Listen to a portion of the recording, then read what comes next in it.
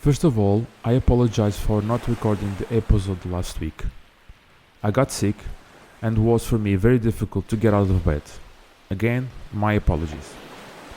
But today is Monday, and like the other Mondays, here it is, another fresh and motivating episode, giving you a hand of starting your week in the best way possible.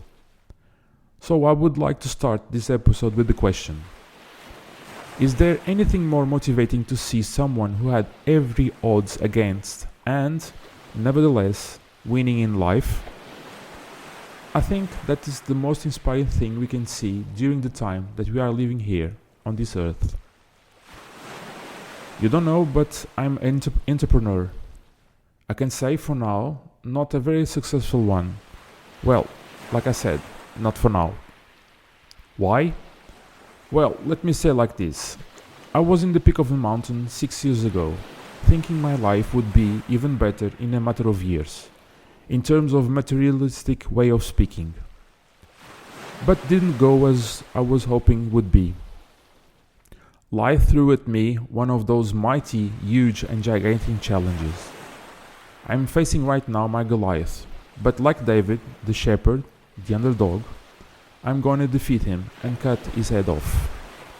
Well, I can say I'm in the part when David was running away into Goliath with the sling in his hand. 1 year ago, exactly 1 year ago, I had to restart my life again, but with a small difference, with a very few people around me. I can say almost alone. The majority had fled away. When I'm saying majority, I'm saying 99% of the people ran away.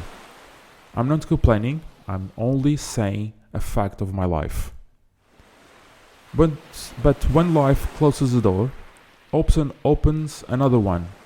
And this door have shown beautiful people who supported me, believed in me, and are enjoying riding the life with me. I can say with 100% sure, I will overcome. No, sorry, I'm overcoming. So many reasons could mention here for my coming back, but the main one is my faith, which is different from hope. Hope is wishing that everything will be okay, and faith is knowing that everything will be okay at the end. And for that reason, I can say to you, I am a winner. I'm considering me as a winner. Who have thought that I will be living an inspiring life story? Me, who love telling motivational stories like the ones I'm here to tell you. Like me, António, remember the guy from episode number 1 and 2? Had to restart life when he returned to Madeira, ran away from Angola. Well, not from scratch, but almost near to, like me. And also, like me, as we say in Madeira, with a hand in front and another one at the back, with almost nothing. But, like Freddie Mercury said, the show must go on, and stopping is not an option. This is the David and Goliath podcast, and I will tell you real stories from normal people who had great mighty wars and defeated their giants. The coming backs are quite difficult. I remember 30 years ago when I was going to the airport to move out to Porto, starting my university. My father said to me the following: when life punches in your face and you're being thrown away to the ropes and fall, don't think twice. Check your head if everything is okay, stand up and move on. The procedure of checking your head and trying to lift up is very painful, but don't forget, the show must go on. This is what António had done in 1976 in Madeira Island. He earned some money. With that money, he bought a boat to extract sand from the ocean, as he did at the time of his youth in Ponta Delgada. But with his luck, sank the boat and he had to restart again with a little delay, And so he did.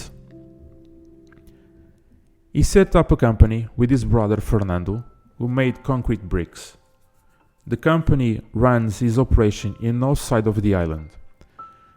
They manufactured and also delivered their clients throughout the island. They worked like hell, but at the same time, the company was growing. I know that feeling.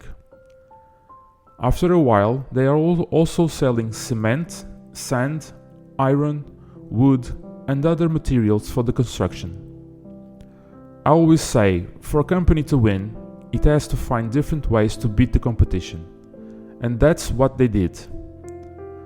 Most of their clients were working on the north side of the island. António and his family lived in Funchal. He filled up the truck the day before with the client's orders. Him and his wife woke up at 3 a.m., drove the truck to the north and delivered the materials way before the sun would rise.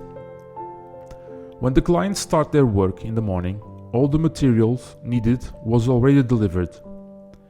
They worked at dawn when nobody was working or was willing to work. Also, they had another advantage. Their truck had a crane to lift up the material and drop it at the client's construction site, which means that they did not depend on the others for executing the services. Since it wasn't a common thing at that time, a truck with a crane, this also gave them the thing to be different from their competitors. He recalls on his book that his wife drove the truck on the part of the island when the road was going up. The male drivers, as I can say that, driving on the opposite direction, were astonished when they saw a woman driving a truck. Do you remember when I said on the first episode that the disadvantages are advantages? That's the way for us to have a push for defeating our struggles and battles. There is no other way. The brave and courageous David defeated Goliath with a sling. António used his courage, brave, and the truck with a crane. In other words, a sling. After the big turn on his life, he was winning again. A few years after, he returned to the sea. I don't know if you recall, but when António lived in Angola, he worked in a fishing business to a big company, who also helped him to make his first boat, which named Rosemary. The boat who was his savior to leave Angola during the Civil War, him and his family. I believe nothing happens by accident. Everything has a purpose. So, back in 1986, the Portuguese government was helping the companies throughout financial lines. If you had experience on being a fishing boat owners or having experience on high ranks in a ship, you could apply to these lines. António had all the requirements to have success by the end of the day, and he did. The government helped with the construction of 2 boats. The construction took two long years. When they were ready to go to the sea, António organized a big party in the north side of the island in Ponta Delgada, and all the people wanted to see the first entrance of the boat into the water. One of them, when got in the ocean, hit the rock's bottom of the sea, damaging part of the boat. This incident made him go to Funchal to repair it, and after he repairing it, he invited the president and made another big party. We love to party. One of the boats were considered the best tuna fish of the region. António said on his book the following: "So peixe, the name of that boat, were so good that we went to different regions for hunting the tuna. Azores, Cape Verde, Spain. Every time deployed cargo of 65 tons of fish was provided only by this boat. Not bad for a kid who was born in Ponta Delgada on those conditions. Do you remember? The rat?"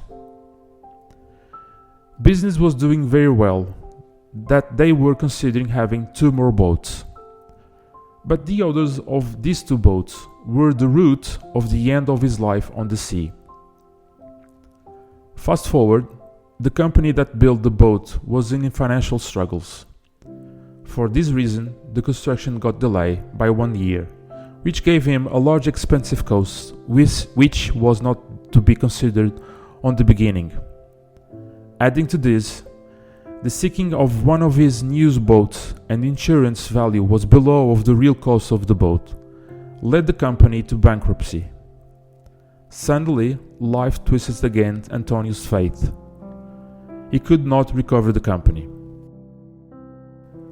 At the same time I'm recording this episode, the Funchal city mayor has been arrested by corruption. Him with 2 other entrepreneurs. I can say this from the bottom of my heart. It is a sad day for all of us, including our democracy. Even though I don't like the mayor politics, I wish him the best of luck. Yes, sometimes life throws a stone at us, and also I know it's quite difficult when everything is black, like a dawn without a moon. I also believe the sun will rise again in just a few moments. Like him, me and António, we fell, because from our mistakes, all life gives a big slap in your face. In my case, both.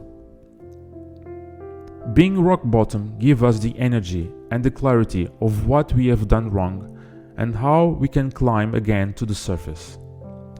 I found out that one of the reasons of my descending was not believing in myself. As you know, the underdog stories always fascinated me. The most underrated person could ever defeated or overcome the mighty challenges. And why did I love them? Because I wondered they had some special forces or natural gifts who I wasn't aware of, or I simply didn't have it at all. How I was wrong. During the days when my life had no turnaround, or I thought it wasn't turnaround, I discovered I'm special. I discovered that it's good to have objectives, but it's more joyful when we are loving our journey. I know that this podcast is full of imperfections, that has a lot of mistakes, starting with my English. But it's okay. I know there's too much space to improve. I know that I will find out better ways to improve my communication, and therefore give to the world my message in the better way. Also, I know I will find big rocks, but I will pass them with calm and grace, with courage and faith, always smiling, knowing that everything is for me and not against me. Will be happy? No, I am already happy. Don't wait to receive the glories when you arrive at the top of the mountain. Be happy during the climb. I finished today saying, enjoy the ride.